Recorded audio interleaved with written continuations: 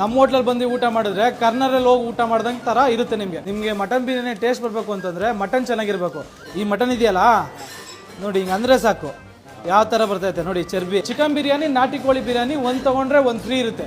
ಮಾಡ್ಬೇಕಾದ್ರೆ ನಾವು ಸೌದೆ ಒಲೆಯಲ್ಲಿ ಯೂಸ್ ಮಾಡ್ತೀವಿ. ಮೊಳಕೆ ಕಟ್ಟಿರೋ ಕಾಳಲ್ಲಿ ಮಾಡೋಂತ ಬೋಟಿ. ನಮ್ಗೆ ಕನ್ನಡ ಅಭಿಮಾನ ಅವಾಗಿಂದ.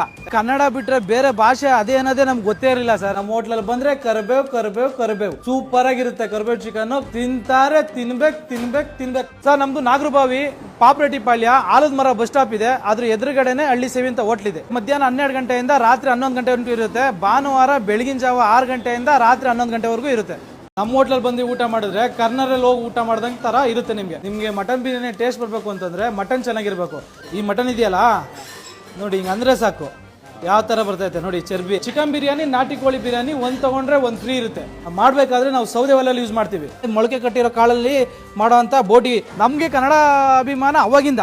ಕನ್ನಡ ಬಿಟ್ರೆ ಬೇರೆ ಭಾಷೆ ಅದೇ ಅನ್ನೋದೇ ನಮ್ಗೆ ಗೊತ್ತೇ ಇರಲಿಲ್ಲ ಸರ್. ನಮ್ಮ ಹೋಟ್ಲಲ್ಲಿ ಬಂದ್ರೆ ಕರಿಬೇವು ಸೂಪರ್ ಆಗಿರುತ್ತೆ. ಕರಿಬೇವು ಚಿಕನ್ ತಿಂತಾರೆ, ತಿನ್ಬೇಕು ಸರ್. ನಮ್ದು ನಾಗರಬಾವಿ ಪಾಪ್ರೆಟ್ಟಿಪಾಳ್ಯ ಆಲದ ಮರ ಬಸ್ ಸ್ಟಾಪ್ ಇದೆ. ಅದ್ರ ಎದುರುಗಡೆನೆ ಹಳ್ಳಿ ಸೇವಿ ಅಂತ ಹೋಟ್ಲ್ ಇದೆ. ಮಧ್ಯಾಹ್ನ 12 ಗಂಟೆಯಿಂದ ರಾತ್ರಿ 11 ಗಂಟೆವರೆಗೂ ಇರುತ್ತೆ. ಭಾನುವಾರ ಬೆಳಗಿನ ಜಾವ 6 ಗಂಟೆಯಿಂದ ರಾತ್ರಿ 11 ಗಂಟೆವರೆಗೂ ಇರುತ್ತೆ.